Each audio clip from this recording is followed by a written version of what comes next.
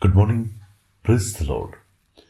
Blessing for nation મિનિસ્ટ્રીથી હું આપનો ભાઈ સેમ ક્રિશ્ચન. ઈશ્વર પિતાએ આજે આપણને આપેલા આજના એક નવા સુંદર દિવસે આપને પ્રભુ ઈસુ ખ્રિસ્તના નામમાં પ્રેમી સલામ પાઠવું છું. આજે આપણે પવિત્ર શાસ્ત્ર બાઇબલમાંથી ઈશ્વરના આ પવિત્ર વચન પર મનન કરીશું. માથીની લખેલી સુવાર્તા તેનો 6 અધ્યાય અને તેની 33મી કલમ. ત્યાં પ્રભુનું વચન કહે છે, પણ તમે પહેલા તેના રાજ્યને તથા તેના ન્યાયીપણાને શોધો, એટલે એ બધા વાના પણ તમને આપવામાં આવશે. આજે ભલાઓ સંસાર પૈસાની પાછળ દોડી રહ્યું છે. લોકો સફળતા મેળવવા માટે આજે કયા પ્રયત્નો નથી કરતા.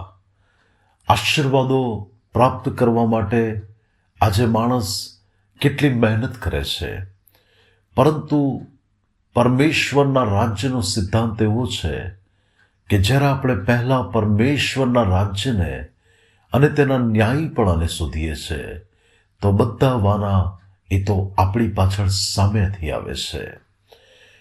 ખ્રિસ્તમાં મારા વાલા ભાઈઓ અને બહેનો, અને એટલા જ માટે પ્રભુ ઈસુ ખ્રિસ્તે આપણને એવું કહ્યું છે કે તમે પૃથ્વી પરની બાબતો વિશે તમે શોધ નહીં કરો કે અમે શું ખાઈશું, અમે શું પીશું, અમે શું પહેરીશું, કારણ કે બધા વાના વિદેશીઓ શોધે છે. તમે એ બાબતો વિશે ચિંતા નહીં કરો કે એ બધી બાબતો ક્યાંથી તમને મળશે, પરંતુ તમે ઈશ્વરના રાજ્યને અને એના ન્યાયીપણાને શોધો તો બાકીના સઘળા વાના પરમેશ્વર તમને પૂરા પાડશે. અને બાઇબલમાં પ્રભુ ઈસુ ખ્રિસ્તનું વચન કહે છે કે તમે પૃથ્વી પરની વાતો વિશે નહીં, પણ આકાશની બાબતો પર તમે તમારું ચિત્ત લગાડો. પરમેશ્વરના પ્રિય લોકો, આપણે પ્રભુ ઈસુ ખ્રિસ્તમાં તારણ પામેલા વ્યક્તિઓ છે, ઉદ્ધારનો અનુભવ પ્રાપ્ત કરેલા વ્યક્તિઓ છે, અને એટલા માટે મારે અને તમારે તો આ સંસારમાં આપણી જરૂરિયાતો માટે ચિંતા નથી કરવાની, કારણ કે આપણે રાજ્યના લોકો માટે તો સ્વર્ગમાંથી પરમેશ્વર અલૌકિક પ્રબંધ પૂરો પાડશે. પરમેશ્વર એના લોકને માટે અદ્ભુત અને મહાન કાર્ય કરશે. આપણે કોઈ વસ્તુઓની પાછળ દોડવાની જરૂર નથી. કોઈ વસ્તુઓ માટે આપણે તન મન ધન રેડી દેવાની જરૂર નથી, પરંતુ આપણે જો કોઈ બાબત માટે એવું કંઈક કરવું હોય તો એ તો પ્રભુના રાજ્ય માટે કરીએ, એના ન્યાયીપણા માટે કરીએ, અને ત્યારે તો આપણા જીવનની અંદર બાકી સર્વ આશીર્વાદો પ્રભુ સામેથી મોકલી આપશે. તમારે આજે તમારા જીવનમાં કઈ બાબતો જોઈએ છે? ઘણા લોકો પોતાના જીવનની અંદર આત્મિકતાના ભાગને બાજુ પર મૂકીને એમને જે જોઈએ છે એને તેઓ પ્રાથમિકતા આપે છે.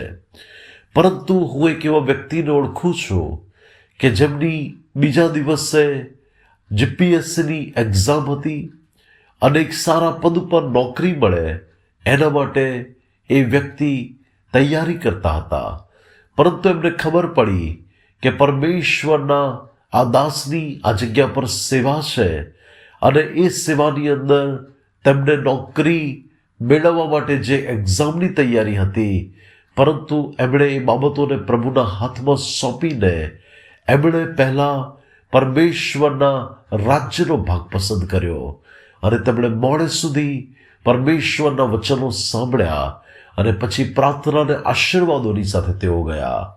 અને જ્યારે બીજા દિવસે જ્યારે તેઓએ પરીક્ષા આપી ત્યારે તેઓ એ પરીક્ષાની અંદર સફળ થયા, અને ઈશ્વરે આજે તેઓને ખૂબ જ મોટા પદ ઉપર મૂક્યા છે. ખ્રિસ્તમાં મારા વાલા ભાઈઓ અને બહેનો, હું આપને ફરીથી કહેવા માંગુ છું કે જ્યારે આપણે પ્રથમ સ્થાન પરમેશ્વરને આપીએ છીએ, તેના રાજ્યને, તેમની સેવાને, એમના ન્યાયીપણાની બાબતો પર મન લગાડીએ છીએ, ત્યારે પ્રભુ તરફથી બાકીના જરૂરિયાતના સર્વવાના એ તો પ્રભુ ઈસુ ખ્રિસ્તમાં પિતા આપણને પૂરા પાડે છે. અને આપણે હંમેશા તેમની સેવા અને તેમના રાજ્યને પ્રથમ સ્થાન આપીને આપણે ચાલીએ અને પ્રભુના અદ્ભુત કામોને આપણા જીવનમાં જોઈએ. પ્રભુ આજના પવિત્ર વચન દ્વારા આપણને આશીર્વાદિત કરે. આવો આપણે પ્રાર્થના કરીએ. સ્વર્ગમાં અમારા પ્રેમાળ પિતા, આજના વચન માટે તમારો આભાર.